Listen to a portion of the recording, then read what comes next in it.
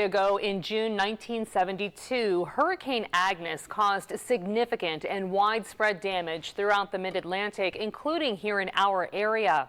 Kate Westerholm takes a look back on how Agnes affected Pennsylvania. 50 years ago this week, Hurricane Agnes moved on shore over the Florida Panhandle before slowing down over Pennsylvania, bringing record-setting rainfall totals and destructive flooding to much of the area. On the afternoon of June 19, 1972, Hurricane Agnes made landfall along the Florida Panhandle. The storm then weakened to a tropical depression over the Carolinas, then re-intensified to a tropical storm by June 22nd.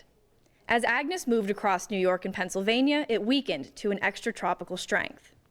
The slow-moving remnants of the storm dropped around 7 to 10 inches of rain across Pennsylvania, with the highest amounts of 12 to 18 inches falling in a corridor between Williamsport and the York-Harrisburg area.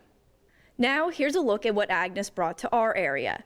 Looking back at our film archives from the Dunlow-Beaverdale area in Cambria County, where water was rushing through the town, covering the streets as many watched what was happening to the areas surrounding their homes.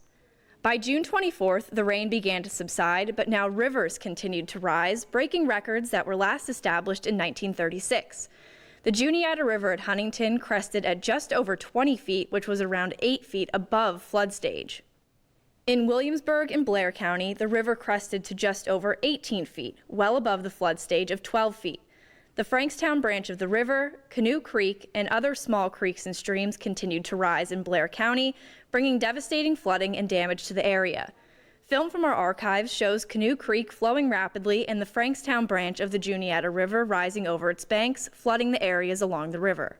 Route 22 throughout Blair County was also hit hard from flooding. This film shows crews working to clean up the debris left along the road as the floodwaters finally began to subside.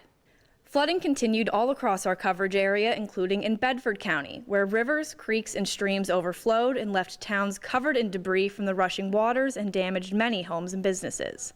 And this film, a compilation of scenes from Bedford and Blair counties, show many homes surrounded by water, streets covered in dirt, mud, and debris, and also streets underwater as people stood outside to observe the damage.